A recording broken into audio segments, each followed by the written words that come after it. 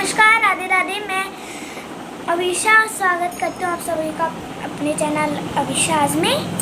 तो मैं आज शेयर करना चाहती हूँ आपके साथ अपना गणपति व्लॉग। तो यहाँ पर मेरी आवाज़ में आप सभी को ये आगे का वीडियो देखने मिलेगा। तो यह हमने साफ़ कर दिया है, सेटी वगैरह पूरे रूम को साफ़ कर दिया और हमने स्टार्ट किया डेकोरेशन।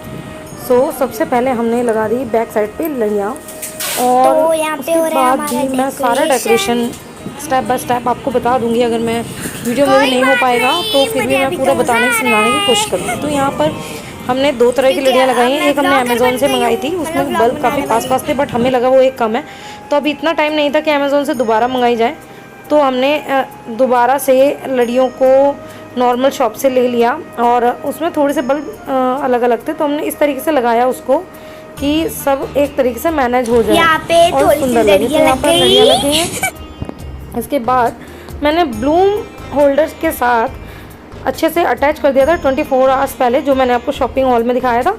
उस पर मैंने कर्टन का जो डंडा रहता है, जो भी होता है ना, किसी भी साइज़ का आपके पास हो या नॉर्मल लकड़ी की डंडी, तो आप उसको भी अटका सकते हैं। मैंने उसको अटकाया। फिर यहाँ पर मैंने अपने सूट के लिए कपड़ा लिया था, बट मुझे लग रहा वो डेकोरेशन में ज़्यादा अच्छे से काम में आ गया, मैंने उसको लगाया। और फिर ये मैरीगोल्ड के जो स्ट्रिंग्स मंगाए थे मैंने, ये मेरे बड़े काम में आए, तो ये मैंने लगा दिया और इसको जिग-जैग मैंने ऑल पिन से टक कर दिया, ऑल पिन नहीं, सेफ्टी पिन से टक कर दिया। और सारा कुछ डेकोरेशन मैंने सेफ्टी पिन से टक किया है, क्योंकि ओब्वियसली सी बात है कपड़े पर है। तो यहाँ पर लाइट्स के साथ में अच्छे से सब कुछ हो गया है, बस बप्पा की कमी है। साइड में मैंने अपनी एक साड़ी ली है जो कि आम्रपाली ब्रांड से थी, ये मैंने यहाँ पर लगा दी। मेरी फेवरेट साड़ियों में से है। और यहाँ करुणानु बैठे, यहाँ फोकस लाइट भी लग गई है। और जो ग्रास था जो हम हमेशा सेटी पर बिछाते थे, वो मैंने सामने सेट कर दिया। अब इसके बाद ये है सेकंड डे, क्योंकि नाइट में हम सारी तैयारी करके सोए थे। तो अब मैं कर रही हूँ पूजा की तैयारियाँ। तो ये बर्तन मैंने एक दिन पहले ही साफ़ करके रख लिए, तुरंत से चमका लिए। हालांकि थोड़ा सा काम ज़्यादा हो जाता है। तो यहाँ पर जैसे कि मैंने बताया था 5 चीज़ें, दुर्वा, सिक्का, कौड़ी, हल्दी और थोड़े से अक्षत इस तरीके से डाल दिया। और आप चाहें तो गुलाल भी डाल सकते हैं। डाल करके सारी पूजा की तैयारी करी, नवग्रह बनाए। अजदल कमल पे हमने कलश को स्थापित करने के लिए रख दिया। अभी स्थापित नहीं किया, अभी बप्पा आए और यहाँ मैं लाइट जलाना भूल गया और नीचे स्वास्तिक बनाना। तो मैंने 2 मिनट होल्ड रखवाया हस्बैंड जी से, और मैंने फटाक से नीचे ऐसे हाथ करके ना पटले पे बना दिया था स्वास्तिक, क्योंकि मैं भूल गई थी बिल्कुल। और एकदम से ध्यान आया, शुक्र है विराजमान करने से पहले याद आ गया।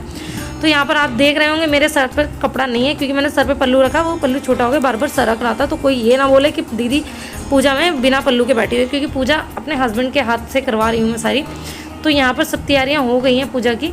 तो सबसे पहले पूजा स्टार्ट करने से पहले हमने ये लिया है हाथ में सरसों, और इसको 3 बार एंटी क्लॉकवाइज घुमाते हुए अपने सिर से मेरे हस्बैंड जी गिराएंगे चारों तरफ और बोलते जाएंगे कि यहाँ पर जो भी कोई नेगेटिव एनर्जी है वो यहाँ से चले जाएँ, क्योंकि आज के बाद ये स्थान हमारे बप्पा का रहेगा। और इस तरीके से आप 3 बार उल्टी एड़ी को ज़मीन पर मारें। तो यहाँ पर मैं इन्हें बताती जा रही हूँ, इनको कुछ इतना पता है नहीं कि कैसे क्या क्या करना है। तो यहाँ पर मैंने नवग्रह के रूप में सुपारी को विराजित कर दिया है और उनको वस्त्र भी अर्पण कर दिए हैं।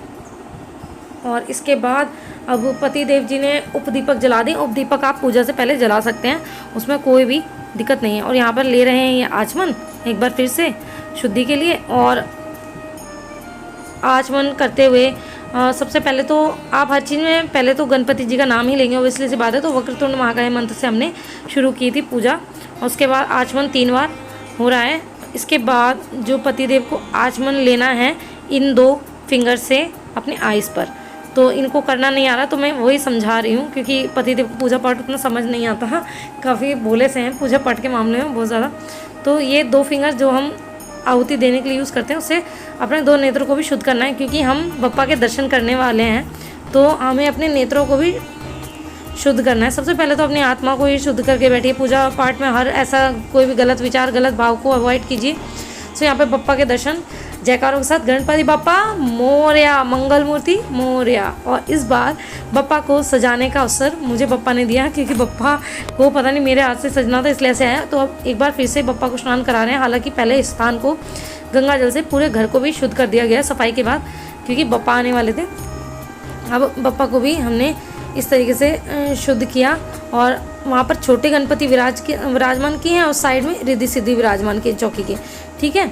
और इस तरीके से हम एक एक अंग पे अक्षत गिराते जाएंगे, अर्पित करते जाएंगे और बोलते जाएंगे एक एक अंग का नाम कि हे बप्पा आपके चरणों में प्राण आ जाए, हे बप्पा आपके पैरों में प्राण आ जाए, हे बप्पा आपके घुटनों में प्राण आ जाए। ऐसे करके पूरे शरीर का नाम, हर अंग का नाम लेते हुए हम बप्पा का प्राण प्रतिष्ठा घर में ही कर सकते हैं। अगर आप पंडित बुलाना चाहते हैं तो बहुत अच्छी बात है, अगर आप नहीं बुलाना चाहते तो आप इस तरीके से आराम से खुद ही गणपति जी की स्थापना कर सकते हैं। और बाद में सभी अंगों को होने के बाद एक बार सिर से आप ज़रूर ये कहेंगे कि हे बप्पा आपके सर्व अंग में प्राण आ जाए, तो हमारे जो बप्पा हैं वो जागृत हो जाएंगे और आप उनकी सेवा कर सकते हैं। और इसके बाद की विधि के लिए भी मैं आप सबको बताती रहूँगी। और इस बार जो भी सारा आप डेकोरेशन देख रहे हैं सारा न्यू खरीदा गया है। और अगर अभी तक आपने वो व्लॉग नहीं देखा जिसमें मैंने सब कुछ दिखाया है तो जल्दी जाके देखिए उस व्लॉग में। लेकिन ये साइड के 2 लैंप्स नहीं थे, ये भी मैंने ख़रीदे थे बट वो नहीं हो पाए उसमें क्योंकि मैं भूल गई कि हमने ये भी ख़रीदा है।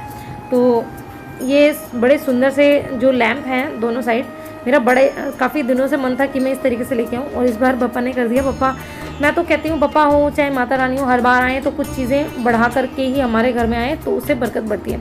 तो यहाँ पर हम जो भी बप्पा को अर्पित करेंगे तो सबसे पहले छोटे बप्पा को अर्पित करेंगे। तो यहाँ पर हमने मिट्टी स्वरूप में छोटे बप्पा बिठाए हुए हैं और उनको हमने मोली से कवर करके वस्त्र भी पहनाए हुए हैं। सो इस तरीके से हम हर विधि को पहले छोटे बप्पा के साथ करेंगे, फिर जो बड़े बप्पा हैं उनके साथ करेंगे। और तो सबसे पहले हमने यहाँ शुद्ध के बाद में बप्पा को जनेऊ पहनाया क्योंकि ओबियसली सी बात है हम स्नान के बाद कपड़े पहनते हैं। सो जनेऊ पहनाया, अब पटका पहनेंगे। तो जैसे जैसे हम अपनी विधि करते हैं ना, जैसे नहाते हैं, फिर कपड़े पहनते हैं, फिर श्रृंगार करते हैं, फिर पूजा करते हैं, फिर भोग लगाते हैं, तो वैसे ही आपको बप्पा के साथ भी करना है। पूजा हम ओबियसली सी बात है बप्पा हमारी तो नहीं करेंगे, हम ही बप्पा की करेंगे। तो लेकिन विधि यही होती है सबसे सरल पूजा की जो मैं आपको बता रही हूँ। इससे सरल विधि शायद ही कोई होगी।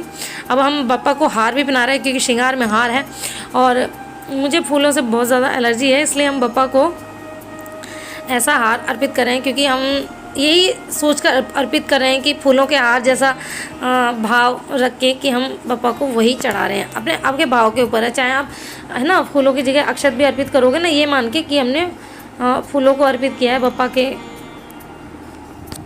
लिए, तो बप्पा के लिए वो भी फूलों के ही बराबर है क्योंकि हमारी भाव सबसे सर्वप्रथम है। तो यहाँ पर जो पीछे लाइट जल रही है वो हम नीचे नहीं लगा पाए, तो हमने वहाँ होम थिएटर पर अटैच की थी। तो हम अगर खड़े हो रहे हैं तो बप्पा भर से वो लाइट की रोशनी हट रही है। तो अब तिलक भी सबसे पहले बड़े बप्पा को, फिर छोटे बप्पा को। ये 11 दिन बहुत ही खास होते हैं बप्पा के लिए। और जैसे कि मैंने बताया कई लोग 1.5 दिन, 3 दिन, 5 दिन, 7 दिन और 11 दिन तक के लिए बिठाते हैं, तो हम 11 दिन के लिए बिठाते हैं। तो सबसे पहले बप्पा को और सभी को, कलश को, सबको तिलक करेंगे हम लोग। कलश की स्थापना कर दी गई है ना, पूरे अशोक के पत्तों के साथ, क्योंकि आम के पत्ते यहाँ नहीं मिले तो आप अशोक के पत्ते भी, या पंचपल्लव, पल्लव होते हैं, बल्लभ कह रही हूँ, पल्लव होते हैं, पंचपल्लव, 5 तरह के पत्ते पूजा में जो भी आप शामिल कर सकते हैं वो भी शामिल कर सकते हैं। उसमें 5 पत्ते कौन से होते हैं मैं वो किसी और वीडियो में आपको बताऊंगी, है ना। तो यहाँ पर हम अबीर, गुलाल, सिंदूर, रोली, अश्वगंध, चंदन सभी कुछ बप्पा पर अर्पित कर रहे हैं। आज मेरी टंग को क्या हो गया, अर्पित कर रहे हैं। और उसके बाद में हम अक्षत अर्पित करेंगे बप्पा के ऊपर, और बप्पा के सबसे पहले तो चरणों में इस तरीके से। और बप्पा को पान का भोग और दुर्वा चढ़ाना बिल्कुल ना भूलें। और इतना करने के बाद और अखंड ज्योत प्रज्वलित करने से पहले आप एक बार और संकल्प लेंगे, जल को हाथ में लेकर के, या आप अक्षत और फूलों को हाथ में लेकर के भी प्रण ले सकते हैं कि हे बप्पा आप हमारे घर में विराजिए, क्योंकि हम आपको इस घर में आपका आगमन जो कर रहे हैं वो आपकी सेवा के लिए कर रहे हैं। तो हमें 11 दिन की संपूर्ण सेवा का अवसर दें और उसका पूर्ण फल हमें प्रदान करें। तो इस तरीके से आपको करना है। अखंड ज्योत जला देनी है और आपकी डेली की ज्योत थी वो जला देनी है। और उसके बाद आपको क्या करना है, उसके बाद आपको एक तो मैं सबसे पहले एक बात बताना चाहती हूँ क्योंकि वीडियो बहुत लंबा है, काफ़ी सारा इसमें प्रोसेस है।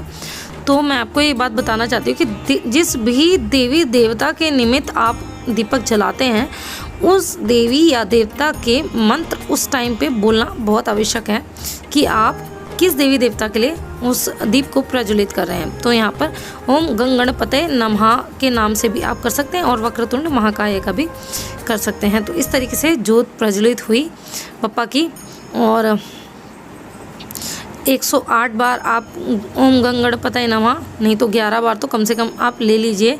और उसके बाद सब कुछ अर्पण करने के बाद नैवेद्य वगैरह सब, पंचमेवा, पंचफल, और बप्पा को भुट्टा और खीरा अर्पण करना ना भूलें। यहाँ पर मैं ही अकेली थी तो मुझे पूजा के बाद में ध्यान आया, लेकिन मैंने भोग ज़रूर लगाया है ना बप्पा को, क्योंकि बप्पा को भी पता है अभी एक ही पर्सन है करने वाला, सब कुछ ध्यान रखने वाला, तो थोड़ी मोड़ी त्रुटि बप्पा भी करते हैं। वैसे तो मैं बप्पा को भाई ही मानती हूँ, तो इतना कोई दिक्कत की बात नहीं है, भाई बहन से ज़रूर मान ही जाते हैं। तो इस बार ये सुंदर सा पंच दीपक भी लिया था हमने, अपने शॉपिंग ब्लॉग में देखा होगा, मुझे बड़ा ही सुंदर लगा। तो इस तरीके से आप अर्पित कर सकते हैं। और थाली बजाने का तो ये होता है, मैं आपको बताती हूँ, एक तो बच्चे के जन्म पर भी थाली बजाई जाती है, क्योंकि बप्पा का जन्म हुआ है तो इसलिए भी थाली बजाई जाती है। और बप्पा की आरती में जैसे ढोल नगाड़े बजते हैं, हम वो समझ के घंटी के साथ साथ थाली बजाते हैं। आप चाहें तो ढोलक, मंजीरे, है ना, और कुछ भी ऐसी चीज़ जो वाद्य में आती है, म्यूज़िकल इंस्ट्रूमेंट में आते हैं, बजा सकते हैं, कुछ नहीं तो और फिर थाली बजा सकते हैं इस तरीके से। और थाली ऐसे नहीं आपको पीट पीट के अजीब तरीके से बजानी है, एक फ्लो के साथ, जिस तरीके से आरती चल रही हो। तो यहाँ पर पहले मैंने हस्बैंड जी के साथ ही आरती कर ली थी, फिर मैंने खुद करी थी, लेकिन ये दोनों वीडियो आगे पीछे हो गए। और हमेशा गणपति जी को जब भोग लगाएं तो पर्दा करें या अपनी आँखें एक हाथ से बंद करके और एक हाथ से गणपति जी की ओर भोग उनको ऑफ़र करें। तो ये था हमारा गणपति व्लॉग, आशा करती हूँ आपको अच्छा लगा होगा। With